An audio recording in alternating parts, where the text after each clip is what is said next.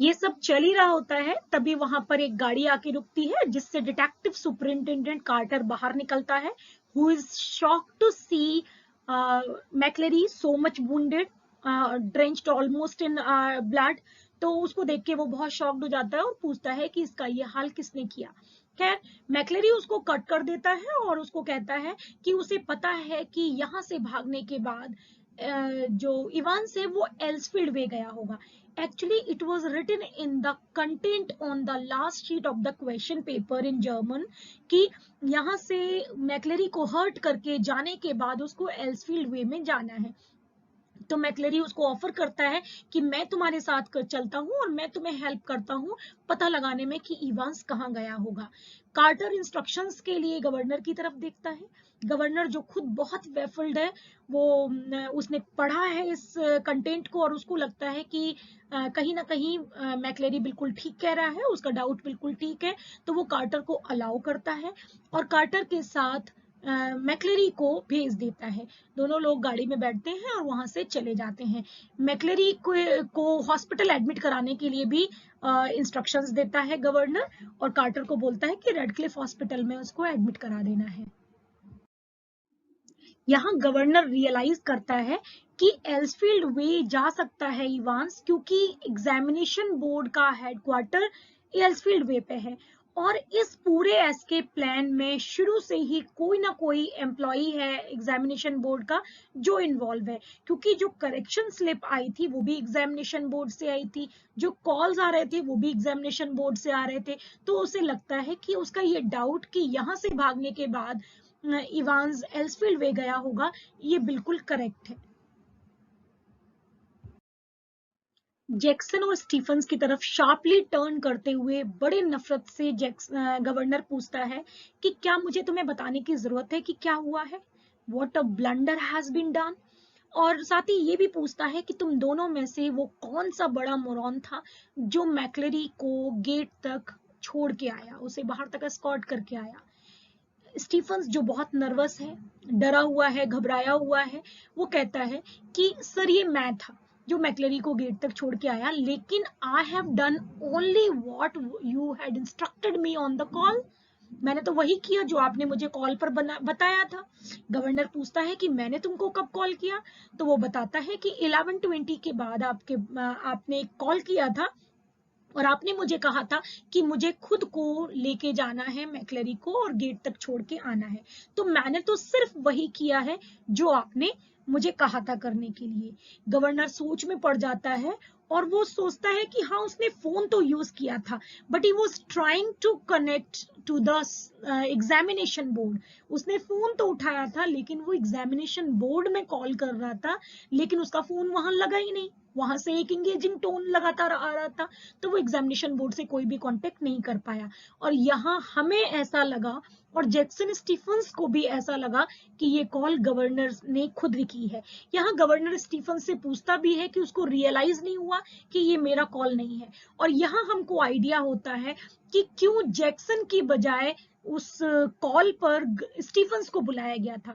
Because Stephens was newly recruited, so he was not able to distinguish the voice of governor on the phone. वो शायद पहचान नहीं पाया कि phone पर आवाज गवर्नर की ही है या नहीं है, लेकिन जैक्सन जो कि एक्सपीरियंस था, पुराना था, अगर वो कॉल पे होता तो शायद वो समझ जाता कि वास्तव में ये आवाज गवर्नर की नहीं है, और इसीलिए स्टीफन्स को बुलाया गया, ना कि गवर्नर को।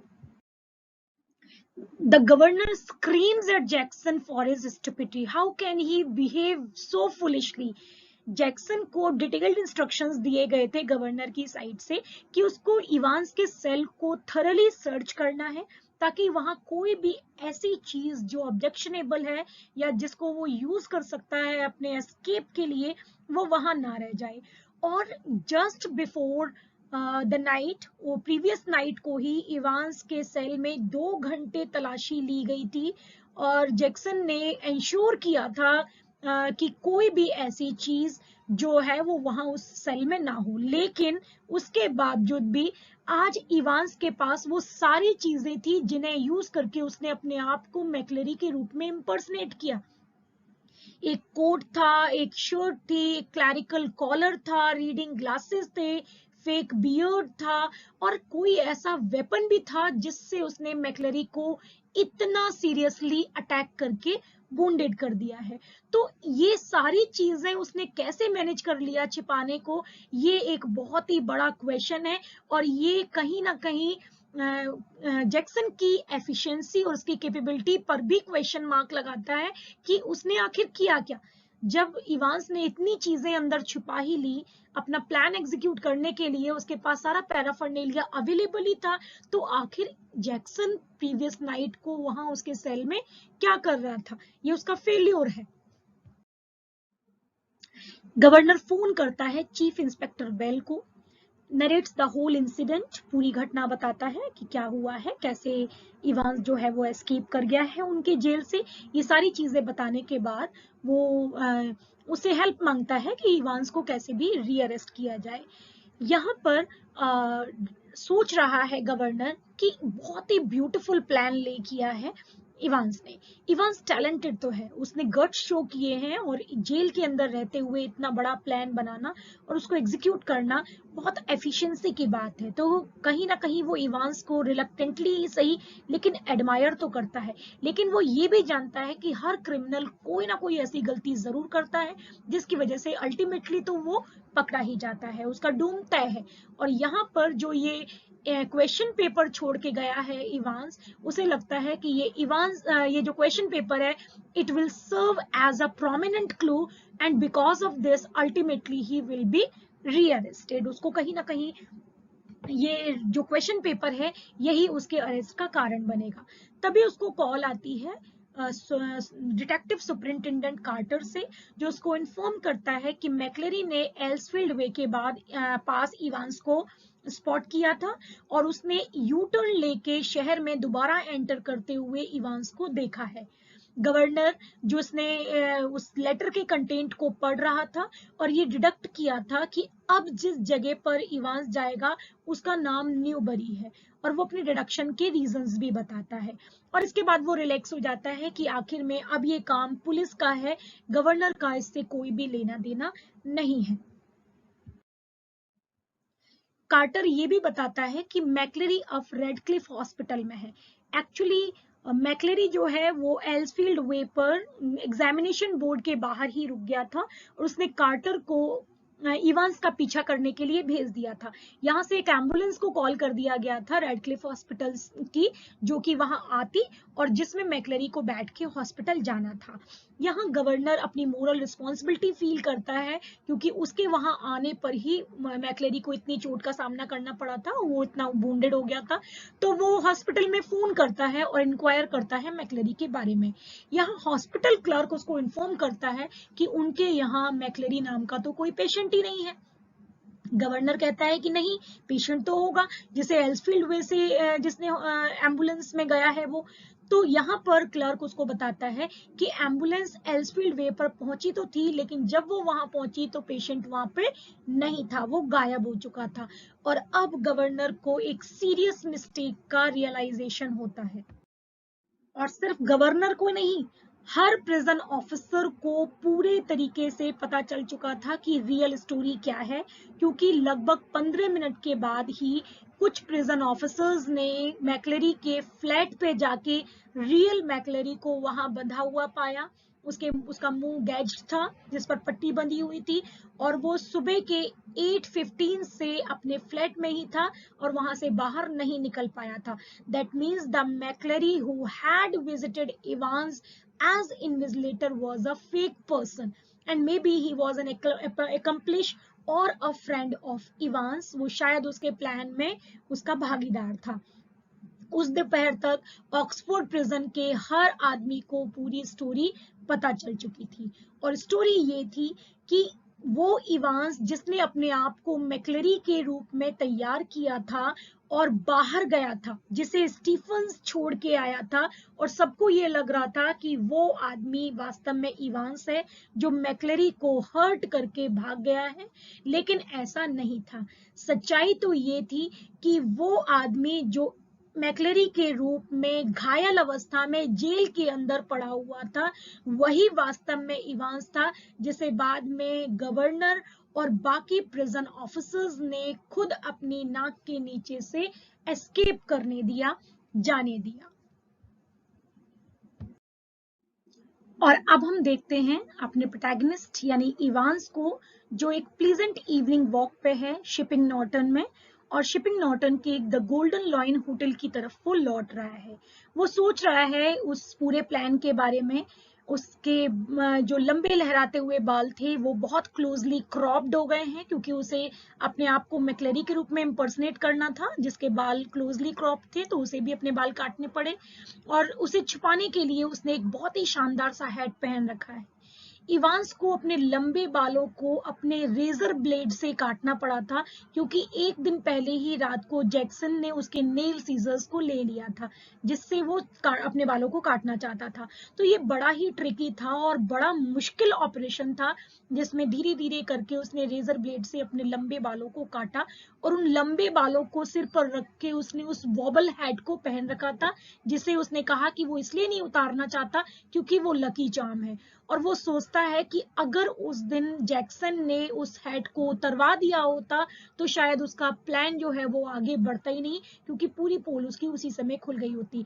और मन में सोचता है कहीं ना कहीं कि जैक्सन उतना भी बुरा आदमी नहीं है, क्योंकि आखिर इनडायरेक्टली ही सही लेकिन उसने उसके प्लान में हेल्प तो किया हुआ है। इसके अलावा एक और फनी बात ये थी कि उसको बियर्ड से, जो फाल्स बियर्ड है उससे उसको बहुत एलर्जी थी, और उसके प्लास्टर की वजह से उसका पूरा जो चिन था वो अभी भी बहुत इरिटेट कर रहा था और उसको खुजली जैसे हो गया था। इवांस होटल में एंटर करता है और रिसेप्शन डेस्क पे पहुंचता है, और वो देखता है that this was the different girl from the one who had booked him in the afternoon. दिन में जिस लड़की ने उसको बुक किया था ये वो लड़की नहीं है, बल्कि उससे कहीं बेटर है। और उसको स्माइल करते हुए वो अपने नेक्स्ट डे के रूटीन के बारे में इन्फॉर्म करता है, कुछ इंस्ट्रक्शंस देता है।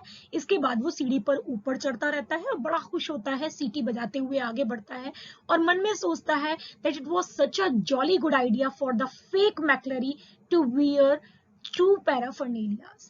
That means उसने दो क्लैरिकल शर्ट्स पहने थे, दो क्लैरिकल कॉलर्स पहने थे, सब चीजें उसने, दो कोट पहने थे, सब चीजें दो पहनी हुई थी। और लेकिन इन दो चीजों को आपस में शेयर करना बहुत ट्रिकी था, स्पेशली जब दो कॉलर्स पहनने की वजह से एक कॉलर जो है वो लगातार स्लिप कर रहा था मैक्लेरी की गर्दन से। यहाँ पर ये चीजें एक्सचेंज करना बहुत मुश्किल था, क्योंकि स्टीफन्स जो था वो लगातार ऑब्जर्व कर रहा था पीप होल के थ्रू इन दोनों को। लेकिन एक इंटरेस्टिंग बात ये थी कि जो स्टीफन्स था वो एक रेगुलर इंटरवल पे, यानी हर 1 मिनट के बाद 5 सेकंड के लिए अपनी आंख को पीप होल पर सटाता था।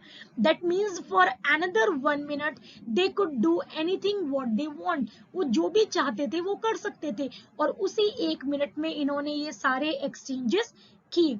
तो जो हम देखते हैं कि वो जो मैक्लेरी अपने फिंगर को अपने क्लैरिकल कॉलर में फंसा के बैठा हुआ था, वो शायद इसीलिए फंसा के बैठा हुआ था क्योंकि ये लगातार स्लिप कर रहा था। तो यहाँ पर एक और भी बात हमें पता चलती है कि when McLeary was going out to the gate along with Stephens and realise कि मैक्लेरी थोड़ा सा कमजोर हो गया है, उसका कोट जो है वो घुटनों के नीचे जा रहा है, unlike his unlike the time when he had entered into the jail. जब वो आया था तो वो थोड़ा सा मोटा लग रहा था, लेकिन अभी वो थोड़ा सा पतला लग रहा है। तो इतना ड्रास्टिक चेंज क्यों आया है? इतने बड़े फैक्ट को स्टीफन्स ने इग्नोर कर दिया। अगर वो इस बात को सीरियसली लेता और वहां रोकता या ऑब्जेक्शन करता तो शायद ये पूरा प्लान जो है वो वहीं पर स्टॉप हो जाता और ये आगे एग्जीक्यूट ही नहीं हो पाता। लेकिन ये एक बहुत बड़ी केयरलेसनेस जो थी वो स्टीफन्स के पार्ट पे हुई थी। और इसके बाद तो सब कुछ बहुत स्मूथली होते चला गया। इवांस के फ्रेंड्स ने उसे वो सारी चीजें दी जिसके लिए उसे प्रॉमिस किया गया था। उसकी गेट अवे कार में वो सारा सामान था, उसके लिए कपड़े थे, साबुन था, पानी था, और जो सबसे इंपॉर्टेंट चीज थी वो थी the ordnance survey map of Oxfordshire which was going to help him prominently. Evans मन में सोचता है कि उसके पास वो कितना लकी है कि उसके पास कुछ बहुत अच्छे दोस्त हैं, कुछ बहुत ही क्लेवर दोस्त हैं। और ये सब सोचते हुए, सीटी बजाते हुए वो अपने होटल रूम पे पहुंचता है और अपने रूम को ओपन करता है। और जो सीन वो देखता है वो सडनली अपनी जगह पे शॉक होके फ्रीज हो जाता है, क्योंकि उसने अपने सामने उस आदमी को देखा जिसे वो कभी भी देखना नहीं चाहता, और ये आदमी कोई और नहीं बल्कि गवर्नर था। उस रूम के छोटे से बेड पर गवर्नर बैठा हुआ स्माइल कर रहा था। इवांस शॉक्ड हो जाता है, घबरा जाता है और रूम में चारों तरफ देखने लगता है टू फाइंड आउट अ वे, जिस पर गवर्नर उसको बड़ी शांति से कहता है कि कुछ भी ट्राई करने का, भागने की कोशिश करने का कोई फायदा नहीं है, क्योंकि इस जगह को चारों ओर से पुलिस ने घेर रखा है। वास्तव में सिर्फ 2 ही पुलिसमैन होते हैं। वो कहता है कि जो रिसेप्शन पे जो लड़की है वो भी हमारे साथ है, क्योंकि ये चेंज हो चुकी है। तो इवांस को लगता है कि वो सच बोल रहा है। कुछ मिनट बड़ी ऑकवर्ड साइलेंस रहती है दोनों के बीच में। दोनों में से कोई भी कुछ बोलता नहीं है। इवांस घबराहट की वजह से, गवर्नर खुशी की वजह से, दोनों चुप रहते हैं। और फाइनली थोड़ा रिलैक्स होके इवांस धीमे से कहता है कि it was the correction slip. Maybe this correction slip had served as a clue, जिसकी वजह से गवर्नर डिडक्ट कर पाया है कि इवांस कहाँ है। गवर्नर अपने सक्सेस की खुशी को छिपा नहीं पा रहा है और कहता है कि हाँ, दुनिया में कुछ और लोग भी हैं तुम्हारे अलावा जिनको जर्मन आती है। वो अपनी ओर इशारा कर रहा है कि उस जर्मन के कोड्स को डिडक्ट करके ही उसने यहाँ का पता लगा पाया है। इवांस थोड़ा और रिलैक्स हो जाता है। वो समझ चुका है कि वो हार चुका है, वो पकड़ा गया है, तो अब लड़ने का कोई फायदा नहीं है। इवांस एक्साइटेड होके गवर्नर को कहता है कि अगर आपको ये लग रहा हो कि मेरे पार्ट पे गलती हुई है और गलती से वो करेक्शन स्लिप वहां रह गई, या करेक्शन स्लिप जो है वो बाद में भेजी गई है, ऐसा नहीं है। It was also the part of the plan. तो प्लान क्या था कि जो इवांस के साथी थे उनको ये जानना जरूरी था कि एग्जाम जस्ट कितने बजे स्टार्ट हुआ है, क्योंकि उसी के अकॉर्डिंग उनको लास्ट में जैक्सन और स्टीफंस को वहां से डिस्ट्रैक्ट करना था। तो आपको याद होगा कि जब 9:25 पे पेपर शुरू हुआ और 9:40 पे एग्जामिनेशन बोर्ड से कॉल आई, तो the first question from there was कि क्या एग्जाम स्टार्ट हो चुका है। और गवर्नर ने उनको बताया कि हाँ, एग्जाम स्टार्ट हो गया है, इसको स्टार्ट हुए 15 मिनट्स हो चुके हैं। और उसी के अकॉर्डिंग उसके साथियों ने अंदाजा लगाया, और जो लास्ट में गवर्नर के नाम से फेक कॉल आई थी, इट वॉज ऑन 11:22, क्योंकि लास्ट के जो 3 मिनट थे वो बहुत इंपॉर्टेंट थे। जैक्सन और स्टीफंस को वहां से हटा दिया गया, और जो सारी फिडलिंग, सारे एक्सचेंजेस, प्लान का जो सबसे इंपॉर्टेंट पार्ट था वो शायद उन्हीं लास्ट के 3 मिनट्स में एग्जीक्यूट हुआ होगा। तो यहाँ कहीं ना कहीं गवर्नर ने अनजाने में ही उस इंफॉर्मेशन को जो रिक्वायर्ड थी इवांस के साथियों के द्वारा, उसे प्लेट में सजा के उनको ऑफर कर दिया था। तो वो पर्सन जो प्रिटेंड कर रहा था एग्जामिनेशन बोर्ड से है और करेक्शन स्लिप को ऑफर कर रहा था, अब उसको पता चल चुका था कि एग्जैक्टली किस टाइम पर एग्जाम स्टार्ट हुआ है, और उसे ये भी पता था कि एग्जैक्टली किस टाइम पर उसको डिस्ट्रैक्टिंग कॉल करनी है, just before 3 minutes at the end of the exam. Correction slip का पर्पस सिर्फ यही बताना नहीं था कि एग्जाम कितने बजे स्टार्ट हुआ है। इसके अलावा एक और बहुत इंपॉर्टेंट जो पर्पस था वो ये था that the friends of Evans wanted him to convey the name of the hotel where he was supposed to stay after escape. यहाँ जेल से भागने के बाद उसको कहाँ रुकना है, ये होटल का नाम पहले फिक्स नहीं हुआ था, तो बाद में उस नाम को कन्वे करने के लिए उस करेक्शन स्लिप का सहारा लिया गया। आपको याद होगा कि जो फ्रेज करेक्ट कराई गई थी वो थी जूम गोल्डन लॉइन। तो अगर उस जूम गोल्डन लॉइन को हम इंटरप्रेट करें तो it becomes the golden lion. तो इस तरीके से होटल का नाम पता चला। यहाँ इवांस फर्दर कहता है कि द गोल्डन लॉइन नाम के तो सैकड़ों होटल हैं उस शहर में, तो गवर्नर को कैसे पता चला कि ये शिपिंग नॉर्टन के होटल के बारे में ही बात हो रही है। गवर्नर कहता है कि मुझे वैसे ही पता चला जैसे तुम्हें पता चला। एक्चुअली चैप्टर उस एग्जाम के स्टार्टिंग में मैक्लरी ने कुछ एंट्रीज करने के लिए बोला था इवांस को क्वेश्चन पेपर पे, जैसे कि पेपर कोड, सेंटर कोड, ये सारी इंफॉर्मेशन भरने के लिए बोला था and it was the number 313/271। और अगर ऑर्डिनेंस सर्वे मैप और ऑफ ऑक्सफोर्डशायर पे इस 313/271 को इंटरप्रेट किया जाए तो ये इंडिकेट करता है about the hotel eight shipping Norton, the golden line hotel eight shipping Norton. और गवर्नर बताता है कि इस तरीके से उसने फिगर आउट किया और ऑक्सफोर्ड सर्वे के मैप के बेसिस पर उसने पता लगाया, ट्रैक डाउन किया कि इवांस शिपिंग नॉर्टन के गोल्डन लाइन होटल में मिलेगा। एक और डाउट है गवर्नर को जो उसे लगातार परेशान कर रहा है।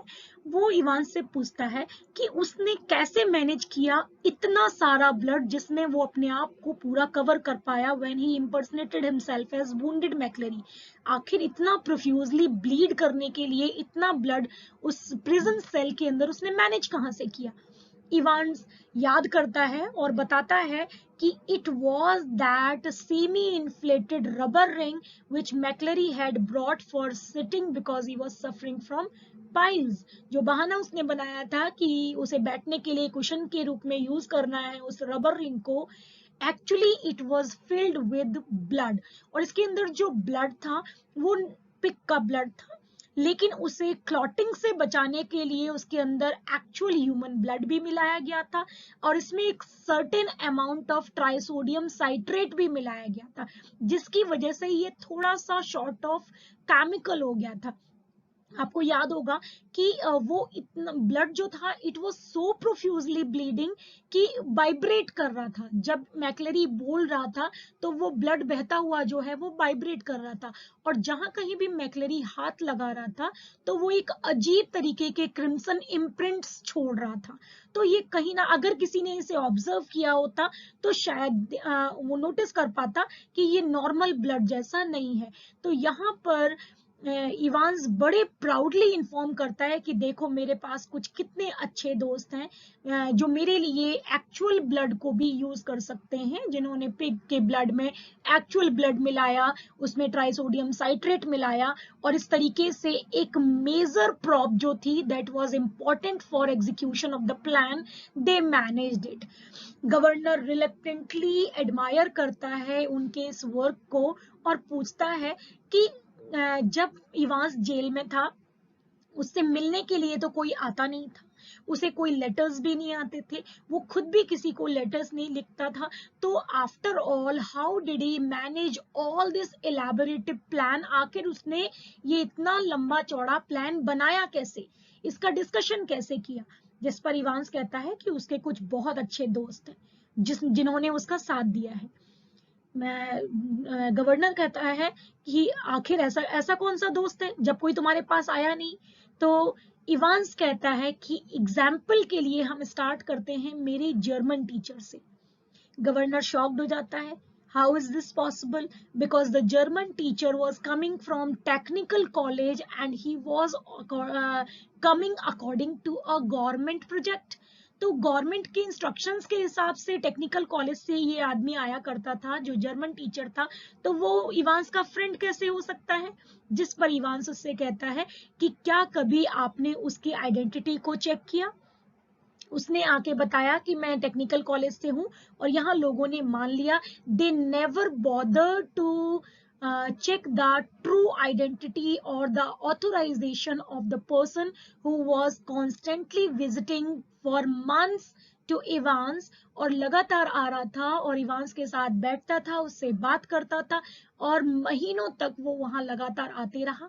उनको इतना मौका मिला कि उन्होंने इतना डिटेल में प्लान को ना केवल चॉक आउट किया बल्कि एग्जीक्यूट भी किया। तो ये हमें पता चलता है कि कितने बड़े बड़े ब्लंडर्स हुए हैं on the part of the prison officers.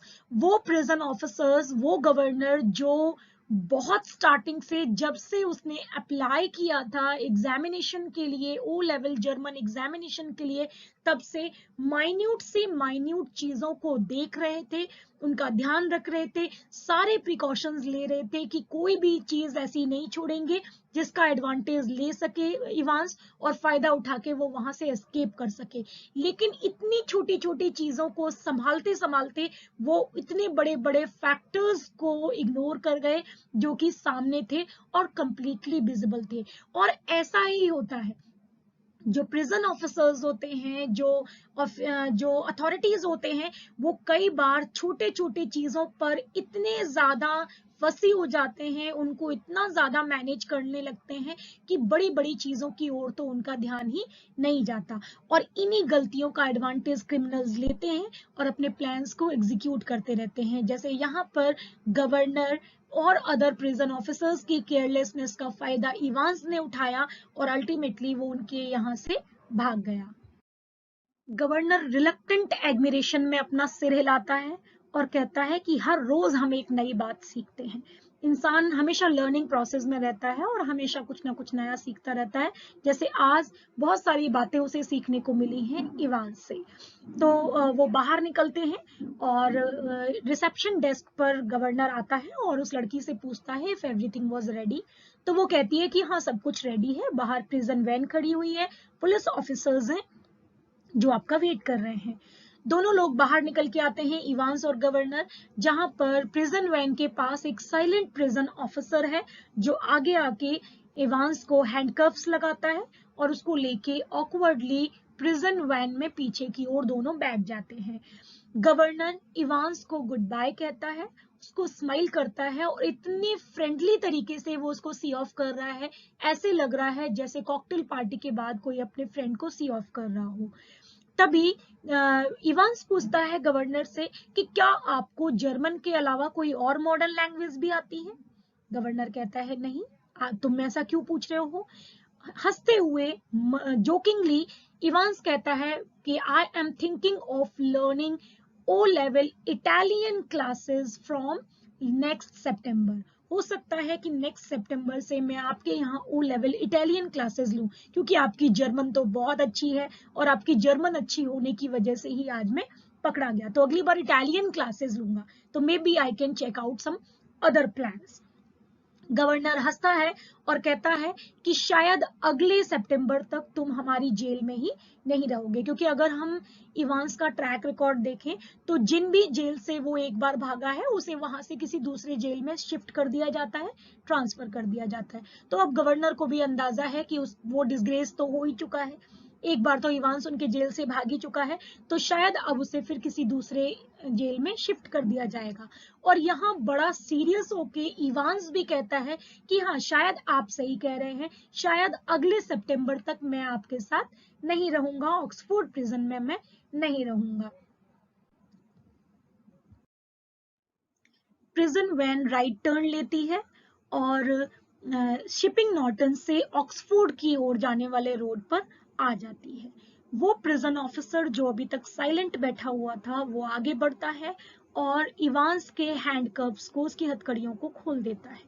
उसके बाद वो आगे लीन करता है और ड्राइवर को कहता है कि जल्दी करो, बहुत जल्दी सबको पता चल जाएगा। और इसके बाद the rest of the sentence is incomplete, but we can assume that one more time Evans has escaped from the clutches of the governor.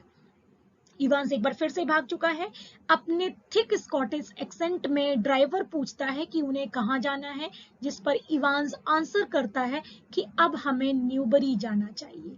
यहाँ कुछ पॉइंट्स जो हैं जो डिस्कस करने लायक हैं कि सबसे पहली बात तो स्कॉटिश एक्सेंट की हम बात करें तो हम we can assume that this driver is the same person who had impersonated himself as fake McLeery, क्योंकि फेक मैकलेरी जब आया था तो उसका ब्रॉड स्कॉटिश एक्सेंट जो है वो सबको अट्रैक्ट कर रहा था। गवर्नर ने भी उसको बोलते हुए सुना था माइक्रोफोन पे, स्टीफन्स ने भी सुना था, और एक उसका जो अलग लहजा था बोलने का वो लोगों ने मार्क किया था। तो अगर यहाँ गवर्नर बात करता इस प्रिजन ऑफिसर से या इस ड्राइवर से तो maybe he could have an idea that these are not the prison officers he had called for.